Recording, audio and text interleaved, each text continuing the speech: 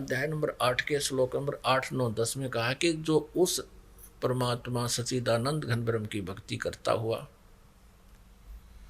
अंत समय में शरीर त्याग कर जाता है और अपने प्राण यानी जीव को, श्वास को बरकुटी के माध्यम में सथिर कर लेता है, अपने आप हो जाता है। इस भक्ति से अपने आप होगा सब क्रियाएं। जैसे इंजन स्टार्ट कर दिया और गाड़ी ओके है तो अपने आप गियर लगते हैं, गियर चलेंगे, ब्रेक, सारे काम ऑटोमेटिक करेंगे तो उनको जब हैंडल किया जाएगा। तो इसी प्रकार इस परमात्मा की सतभक्ति से ये शरीर रूपी गाड़ी स्टार्ट हो जाती है, अंदर की सब क्रियाएं प्रारंभ हो जाती हैं। और कहते हैं फिर इस भक्ति के बल से, योग बल से, भक्ति योग माने साधना, इस तीनों जाप के मंत्र की भक्ति की शक्ति से ये त्रिकुटी पर चला जाता है। ये जीव त्रिकुटी पर जब मृत्यु के समय, जब शरीर छूटेगा उसके बाद की बात, अंत समय में फिर वहां जाकर के इन तीनों मंत्रों का वहां हिसाब होगा, जिसके विषय में गीता जी अध्याय नंबर 18 के श्लोक नंबर 66 में कहा है इस गीता ज्ञानदाता ने कि सर्वधर्मान परित्यज माम एकम शरणम व्रज अहम तवा सर्व पापे भ्यामोक्षामि मा शुच। अपनात्मा इन अनाड़ियों ने, अज्ञानियों ने, तत्व ज्ञानहीन व्यक्तियों ने, जिनको केवल संस्कृत तो आती थी, तत्व ज्ञान से परिचित नहीं थे, उन्होंने यहाँ भी अनरस कर दिए। 18वें अध्याय के 66वें श्लोक में व्रज का अर्थ कर दिया, मेरी शरण में आ जा। व्रज माने जाना होता है, आना नहीं होता।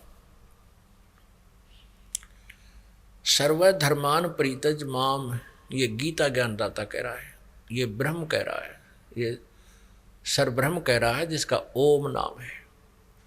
ये कहता है कि मेरे सतर की जितने भी आध्यात्मिक यानी धार्मिक पूजाएं हैं, सर्वधर्मान परित्यज माम, मेरे सतर की सब पूजाएं, परित्यज माने छोड़ दे, माम माने मुझ में, मेरे में, मेरे सतर की जितनी पूजाएं हैं वो सब त्याग दे। एकम शरणम व्रज, एकम अद्वितीय परमात्मा जिसके बराबर दूसरा ना हो, सर्वशक्तिमान उस परम अक्षर ब्रह्म की शरण में व्रज माने जा। अहम तवा सर्व पापे भय मोक्षामि मा शुच, अहम तवा सर्व पापे भय मोक्षामि मा शुच, कि फिर मैं तुझे सब पापों से छुड़वा दूंगा, तू चिंता मत करे। पुण्यात्माओं,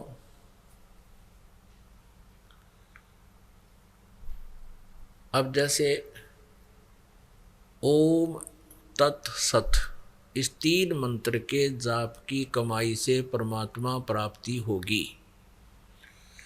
हम ओम नाम है ये ब्रह्म का, हम क्या करते रहे, ओम नाम यानी ब्रह्म साधना करके ब्रह्मलोक को प्राप्त कर लेते हैं। ब्रह्मलोक के अंदर इस काल ने बहुत बड़ा छल किया हुआ है। उस ब्रह्मलोक को डिवाइड किया है 5 हिस्सों में। एक तो महा इंद्र बना दिया, जो अच्छी आत्माएं होती हैं वो अपने पुण्य के आधार पर वहां का राजा बन जाता, कंट्रोलर, मैनेजमेंट करने वाला। और भी अच्छी पुण्य आत्माएं हैं तो उनके लिए उस रेस्टोरेंट को विभाजित कर रखा है, उस स्वर्ग को, स्वर्ग कहो चाहे रेस्टोरेंट कहो, जहां प्राणी अपने पुण्यों का, अपनी पूंजी का ही नाश करता है और वहां की सुविधाएं प्राप्त कर लेता है। इस काल ने उसको डिवाइड किया हुआ है। महा इंद्र का लोक, उसके ऊपर फिर 4 नकली लोक बना रखे हैं। सतलोक नकली, डुप्लीकेट, ऊपर के लोकों की नकल करवा रखी है दुर्गा से, अपनी शक्ति से इसने बनवा रखे। नकली सतलोक, नकली अलखलोक, नकली अगमलोक और नकली अकह लोक बनवा रखे हैं। तो जो पुण्यकर्मी प्राणी हैं, जो जिन्होंने ओम नाम का जाप अत्यधिक किया हुआ है, वो ब्रह्मलोक में चले जाते हैं और उस रेस्टोरेंट में अपनी पूंजी खत्म करके वापस जन्म मृत्यु में आ जाते हैं। तो हम ऐसे अपना नाश करते रहे भक्ति का, पुनों को स्वर्ग में, महास्वर्ग में नष्ट कर देते, और पाप जो होते थे उनको नरक में भोगते या 84 लाख योनियों में भोगा करते थे। अब परमात्मा के मंत्र से, इस 2 मंत्र के जापते सतनाम से और साथ में सार नाम के प्रभाव से हमारे सभी पाप नष्ट हो जाते हैं, हमारे केवल पुण्य शेष रह जाते हैं, भक्ति शेष रह जाती है। तो हम क्या करते रहे, ओम नाम का जाप तो स्वर्ग में नष्ट कर दिया, बाकी पाप नरक में 84 लाख योनियों की, कुत्ते गधे सूरों की शरीरों को भोगते रहे, हम कष्ट उठाते रहे उन पापों के कारण। यहाँ 18वें अध्याय के 66वें श्लोक में गीता ज्ञान दाता स्पष्ट कर रहा है कि मेरे सतर की ओम नाम की जो साधनाएं पूजाएं हैं, धार्मिक अनुष्ठान पूजाएं हैं, जो धर्म धार्मिक क्रियाएं हैं, या ये यज्ञ आदि है, 5 यज्ञ है, मेरे सतर की हैं ये, इनको मुझ में छोड़ दे, इनका प्रतिफल मत ले मुझसे, क्योंकि हम स्वर्ग में नष्ट करते थे, महास्वर्ग में वेस्ट करते थे, या संसारिक सुख मांगते थे,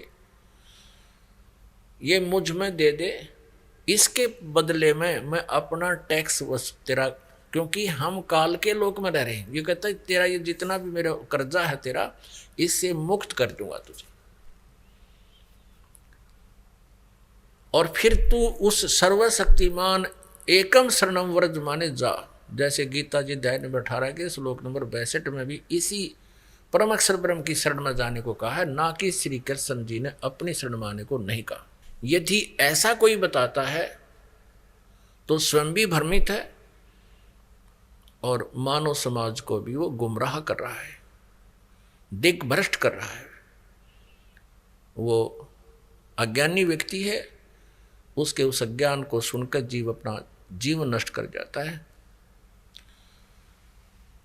तो यहाँ गीता जी अध्याय नंबर 18 के श्लोक नंबर 66 में कहा कि मेरी सब प्रकार की पूजाओं को मुझ में छोड़कर उस सर्वशक्तिमान शरण की शरण में जा, फिर मैं तुझे यहाँ कुत्ते गधे सूअर नहीं बनाऊंगा, अपनी कैद में नहीं रखूंगा, तुझे बरी कर दूंगा। सीधी सी बात है। अब हम क्या करेंगे, जैसे 8वें अध्याय के 8, 9, 10 में यही स्पष्ट किया है कि जो उस सच्चिदानंद घन ब्रह्म की साधना करता है, परम अक्षर ब्रह्म की पूजा करता है, उस 3 मंत्र के जापता है, अंत समय में वो भी भक्ति के योग बल से, भक्ति की शक्ति से, इस मंत्रों की कमाई से वो त्रिकुटी में पहुंच जाता है। त्रिकुटी में जाकर के वहाँ पूरा अकाउंट होता है, वहाँ इस काल का हेड ऑफिस है, वहाँ परमात्मा उनको पूर्ण गुरु के रूप में होते हैं, और ओम नाम के जाप की कमाई इस काल के एक न्यायाधीश बना रखे है। स्वयं सामने नहीं आता, इसने एक चीफ जस्टिस बना रखा है जिसको धर्मराज बोलते हैं।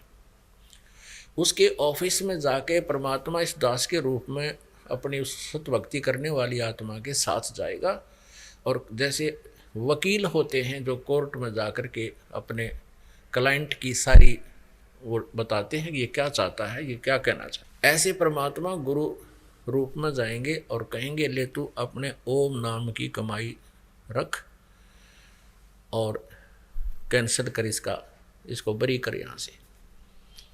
जैसे कोर्ट ने जुर्माना कर रखा हो और उसको नहीं भरने पर उसको सजा दे देते हैं, तो कहते हैं जुर्माना लो और बरी करो, वो बरी कर देते हैं। तो ये कहता है ऐसे ही सर्वधर्मान परित्यज माम एकम शरणम व्रज, मेरे सतर की सब धार्मिक पूजाओं को मुझ में छोड़कर तो उस सर्वशक्तिमान परम अक्षर ब्रह्म की शरण में व्रज माने जा। फिर अहम तवा सर्व पापे भय मोक्षामी, मैं तेरे को जो कर्जा तेरे को जुर्माना किया उससे मैं मोक्ष कर दूंगा। या कुत्ते गधे सूर बना कर तंग करता था, दंड देता था, पाप कर्म भुगवाता था, कहता मैं उससे तुझे बरी कर दूंगा। तो ये है इसका वास्तविक अर्थ 18वें अध्याय के 66वें श्लोक का और 18वें अध्याय के 62वें श्लोक का। अब फिर क्या होगा, जैसे वो जो तत् मंत्र का और सत मंत्र की कमाई, जो ओम और तत् ये 2 अक्षर का मंत्र है। ओम ब्रह्म का है, तत् ये परब्रह्म का है, अक्षर पुरुष का है। गीता जी अध्याय नंबर 15 के श्लोक नंबर 16 और 17 में जो 3 प्रभु बताए हैं, 3 पुरुष बताए, तो उसमें जो अक्षर पुरुष है उसका मंत्र है ये तत्। इस तत् मंत्र की जो कमाई गुप्त होगी वह ओम तत्सत ये नहीं, और हरि ओम इसका ला दिया तो बिल्कुल गलत हो गया सारा ही काम। ओम तत्सत भी बोलना गलत है, ऐसा जाप नहीं है। इसकी विधि भी 3 प्रकार से है, त्रिविध समर्था है। तो उस तत् मंत्र की जो कमाई है वो हमने इस अक्षर पुरुष को देनी है, क्योंकि इसके 7 संख ब्रह्मांडों से हमने पार होके जाना है। यह सब ने अपनी अपनी जुरिडिक्शन बना रखी है, सीमा बना रखी है, और सब ने अपने टैक्स लगा के काम चलाते हैं। यहाँ सब का यही व्यवस्था है। यहाँ का राजा भी ऐसे ही जनता से टैक्स लेकर ही अपना गुजारा और व्यवस्था सेना वगैरह करता है, और उनके देश से आने जाने का भी कोई व्यवस्था करता है तो वहाँ का भी वो चार्ज लेते हैं। ऐसे ही इस अक्षर पुरुष के 7 संख ब्रह्मांडों से हम पार करके जाएंगे तो वो जो तत्व मंत्र की कमाई इसको दे देंगे। अब वो सत मंत्र रहा, वो जिसको सार नाम भी कहते हैं, इस सार नाम की कमाई से, सत मंत्र की कमाई से हम भंवर गुफा पार करके सतलोक में पहुंच जाएंगे, ब्रह्मा द्वार पार कर देंगे, 12वें द्वार पर हम पहुंचेंगे और वहां परमात्मा सतपुरुष वो परम अक्षर ब्रह्म प्राप्त होगा, जहां जाने के बाद फिर लौटकर प्राणी कभी वापस नहीं आता, संसार में नहीं आता। अभी तक हमें केवल 10 द्वारों की ही जानकारी दी गई थी। 10वां द्वार अंतिम माना जाता था। ये वेद ज्ञान था, इन 4 वेदों का ज्ञान था। इन 4 वेदों में इनकम्प्लीट नॉलेज है, इनकम्प्लीट स्पिरिचुअल नॉलेज है, अधूरा आध्यात्मिक ज्ञान है। और इन 4 वेदों का ही कोड वर्डों में संक्षिप्त ज्ञान जो है श्रीमद् भगवत गीता में है। तो श्रीमद् भगवत गीता जी अध्याय नंबर 4 के श्लोक नंबर 34 में ऑप्शन छोड़ दिया है कि तू उस तत्व ज्ञान को तत्वदर्शी संतों से समझ, और वो ही उस परमात्म तत्व की जानकारी देंगे। इससे भी सिद्ध है कि गीता ज्ञान इनकम्प्लीट है, लेकिन गलत नहीं कह सकते, अधूरा है। और ऐसे ही 4 वेदों का सारांश ये है ही। यजुर्वेद अध्याय नंबर 40 के श्लोक नंबर 10 से लेकर 13 में ये वेद ज्ञान दाता वही है जो गीता ज्ञान दे रहा है, ये ब्रह्म है। ये 40वें अध्याय के 15वें श्लोक में कहता है कि वायु अनिलम अमृतम अथिदम भस्मांतम शरीरम ओम कर्तु समर कल्बे समर और कर्तुम समर। और यजुर्वेद 40वें अध्याय के 70वां श्लोक अंतिम श्लोक है यजुर्वेद का, और अंतिम अध्याय है 40वां। उसके लास्ट में निर्णय कर दिया है कि वो परम अक्षर ब्रह्म, वो जो उत्तम पुरुष, वो परमेश्वर तो गुप्त है, वो पूर्ण परमात्मा तो गुप्त है, प्रोक्ष है, और मैं ब्रह्म हूँ, मेरा ओम नाम है, और मैं ब्रह्म लोक में रहता हूँ, व्यापक हूँ। अहम खम ब्रह्म, ओम, ओम मेरा अक्षर है, मेरा मंत्र है, और मैं ब्रह्म उस ब्रह्मलोक रूपी दिव्य आकाश में रहता हूँ। श्री देवी भागवत में 7वें स्कंद में गीता प्रेस गोरखपुर से प्रकाशित 562-63 पृष्ठ पे स्वयं दुर्गा जी कहते हैं, हिमालय जी को ब्रह्म के बारे में जानकारी देते हुए कहते हैं उसका ओम नाम है, और उस ओम नाम के जाप से तो ब्रह्मलोक प्राप्त होगा। अन्य कोई पूजा मत कर, सब साधनाएं छोड़ दे, अपने सतर की देवी जी कहती है मेरी पूजा भी त्याग कर, केवल उस ओम का जाप कर, फिर तो ब्रह्म को प्राप्त होगा, और वो ब्रह्मलोक रूपी दिव्य आकाश में रहता है। वह ब्रह्म ब्रह्मलोक रूपी दिव्य आकाश में स्थित है। ऐसे ही यजुर्वेद अध्याय नंबर 40 के श्लोक नंबर 17 में कहा है मैं तो ब्रह्म हूं, अहम ब्रह्म खम ओम, मेरा ओम नाम है, और मैं उस ब्रह्मलोक रूपी दिव्य आकाश में सचित हूं, अंतरिक्ष में। और वो परमात्मा तो पूर्ण परमात्मा तो परोक्ष है, गुप्त है, ये नहीं जानता उसके विषय में। तो इसलिए 40वें अध्याय के 15वें श्लोक में कहा कि ओम कर्तु समर कल्वे समर कर्तुम समर।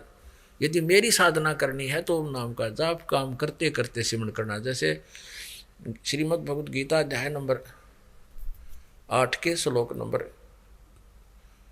7 में कहा कि अर्जुन तू युद्ध भी कर, मेरा सिमरण भी कर। यानी युद्ध से कठिन काम कोई नहीं हो सकता। और उसमें भी कहता सिमरण करना, भूलना नहीं इसको। तो ऐसे वेद बता रहे हैं, यजुर्वेद 40वें अध्याय का 15वां श्लोक, ओम कर्तु समर किलवे समर और कर्तुम समर। ओम नाम का जाप काम करते करते सिमरण कर, विशेष कसक के साथ सिमरण कर, और मनुष्य जीवन का प्रथम कर्तव्य जान के इसका सिमरण कर, यानी इस कसक से कर। तो इसे दो बात तो ये सिद्ध होगी। अब जो दास लाना चाहता है इस सारे विवरण को, 40वें अध्याय के 10 से लेकर 13 श्लोकों में कहा है कि कोई तो कहता है उस परमात्मा को कि वो उत्पन्न नहीं होता, यानी निराकार है। कोई कहता है वो अवतार धार कर आता है, वो उत्पन्न होता है, वो साकार है। तो इसमें बताया है कि इस साकार और निराकार की, उस परमात्मा की यथार्थ जानकारी भी वो तत्वदर्शी संत बताते हैं, वो उनसे सुनो। और ऐसे ही कहा कि कोई तो जिसने अक्षर ज्ञान हो गया किसी भी भाषा विशेष का, तो उसको विद्वान कह देते हैं, और जिसको अक्षर ज्ञान नहीं है उसको अविद्वान कह देते हैं। विद्वान और अविद्वान की परिभाषा भी वो तत्वदर्शी संत ही बताएंगे, उनसे सुनो। इससे सिद्ध है कि वेद ज्ञान भी इनकम्प्लीट है। तो वेद ज्ञान भी इनकम्प्लीट है, कंप्लीट नॉलेज नहीं है, स्पिरिचुअल नॉलेज नहीं है, यानी पूर्ण अध्यात्म ज्ञान नहीं है। और वही ज्ञान चारों वेदों का श्रीमद् भगवत गीता में है। तो ये भी इनकम्प्लीट नॉलेज है, स्पिरिचुअल नॉलेज है, ये कंप्लीट नॉलेज नहीं है, अखिलम नहीं है, अखिलम अध्यात्म नहीं है ये। तो इसलिए इन चारों वेदों में केवल ब्रह्म तक का ज्ञान रहा है, और उसके बाद तत् और सत जो मंत्र हैं इनकी जानकारी सूक्ष्म वेद में है, जो परमात्मा सच्चिदानंद घन ब्रह्म कबीर देव जी की कबीर वाणी में वर्णित है, जो इस दास के समझ में आई है। क्योंकि उस ज्ञान को समझना, पहले तो ये 4 वेद ही समझ में नहीं आए इनका आज तक, ये अक्षर के संस्कृत के ज्ञाताओं को नहीं समझ में आया। तो यहाँ जो प्रसंग चल रहा है, तो उसी प्रकार फिर ये सूक्ष्म वेद जो है कबीर वाणी, ये कबीर पंथियों के समझ में नहीं आई आज तक। इस दास के ऊपर कृपा की परमेश्वर ने, और इसको उन्होंने कृपा करके इस दास को समझाया। नहीं तो उस परमात्मा के जब 4 वेद ना समझ में आ रहे जिसके, तो ये सच्चिदानंद घन ब्रह्म की वाणी किसके समझ में आएगी। तो अब इस परमात्मा के जो सूक्ष्म वेद के अंदर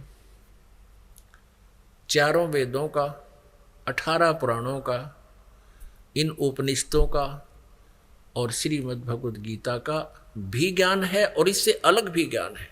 ये कंप्लीट स्पिरिचुअल नॉलेज है, ये पूर्ण अध्यात्म ज्ञान है। अब पुण्यात्माओं, अब जो आज का जो सत्संग प्रारंभ हुआ था जिस विषय पर कि ये पुण्यात्माएं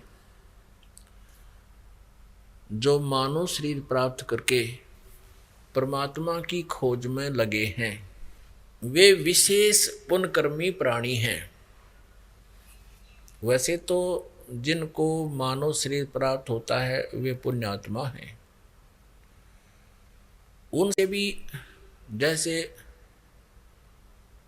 कहते हैं ना,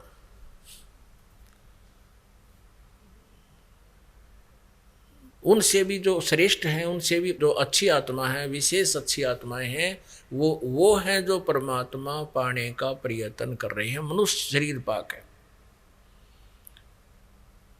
और वो फिर जाते हैं जैसे प्यासा घूमता है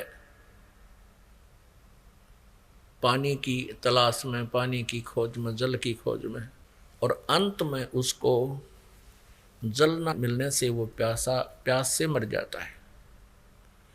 ऐसे ही जो प्रभु के प्यासे प्राणी जल स्रोत जानकर, क्योंकि परमात्मा आता है वो संत रूप में आता है, ये पहले से भी आप जी सुनते आए हो। कहते हैं ना जाने किस भेख में भगवान मिल जावे, किस भेष में। मनुष्य शरीर में परमात्मा है और यहाँ भी वो एज इट इज अपने तेज पुंज के शरीर को हल्का करके सरल करके एक यहाँ पर आता है, लीला करता है, अध्यात्म ज्ञान तत्व ज्ञान को बोलता है, समझाता है। तो ये सभी को ये मालूम है आत्मा को कि वो परमात्मा संत रूप में आता है, और जब वो संत रूप में आता है तो वो भगवान उसकी शरण में आने से, उस संत की शरण में आने से उसको विशेष लाभ होता है। और वो परमात्मा यानी पूर्ण ब्रह्म, अब पूर्ण ब्रह्म ऑब्लिक पूर्ण संत सतगुरु। अब परमात्मा हमने मानना छोड़ दिया कि भगवान नहीं होता, वो तो परम संत होता है जो प्रभु जैसे गुण रखता है। वो कैसे हमने ये अज्ञान ग्रहण किया? इन अज्ञानियों की अज्ञान सिद्धांत के आधार से। जैसे 11 उपनिषद हैं, इन 11 के 11 उपनिषद में सबके मत भिन्न भिन्न है, अनुभव अलग है, उनके ज्ञान, उनके जाप करने के मंत्र अलग हैं। तो सभी ने ये कहा कि परमात्मा तो निराकार है, और संत जो परम संत होते हैं वो अपनी साधना से उसकी शक्ति ग्रहण कर लेते हैं और फिर वो लाभ देते हैं। ये इन अज्ञानियों की सोच है। परमात्मा वाला लाभ परमात्मा ही दे सकता है। परमात्मा की भक्ति करके कोई भिखारी थोड़ी सी कोई भीख मांग भी लेता है तो कितनों को सुख दे सकता है उस भीख से, जो परमात्मा दे सकता है। तो परमेश्वर स्वयं आते हैं, एक सिंपल मैन की तरह रहते हैं। ये भी स्पष्ट करते हैं ऋग्वेद मंडल नंबर 1 और सूक्त नंबर 31 मंत्र 17 में स्पष्ट किया है कि वो मनुष्यवत अग्नि, वो परमात्मा, हे परमेश्वर आप मनुष्य की तरह आते हो, आपकी लीला में ऐसा लिखा है। आप प्रत्येक युग में पहले भी आए हो और फिर उसी रूप में आइए और हमें दर्शन दीजिए और हमारा अज्ञान हटाइए, हे मनुष्यवत, हे मनुष्य जैसे भगवान। तो यहाँ क्या बताया है कि ये प्यासी आत्मा कोई मंदिर में जाते हैं, कोई मस्जिद में जाते हैं दुख निवारण या परमात्मा पाने के लिए, धनी बनने के लिए, कोई गुरुद्वारों में जाते हैं, कोई चर्चों में जाते हैं। इसके अतिरिक्त कोई न कोई अनुष्ठान यज्ञ आदि भी करते रहते हैं। इसके अतिरिक्त कोई पर्वत पर जाते हैं, किसी गुफा में पता लगता है कि वहाँ कोई साधु संत रहते हैं, वहाँ जाते हैं। या कोई तीर्थों पर जाते हैं। तीर्थ क्या है? जहाँ पर कोई संत ऋषि साधक ने अपनी साधनाएं की हैं या कोई विशेष घटनाएं वहाँ घटी हैं, वो यादगारें हैं, तो वहाँ जाते हैं उस परमात्मा के पाने के लिए और संकट निवारण कराने के लिए। और कुछ किसी अन्य अनुष्ठान को भी करते हैं।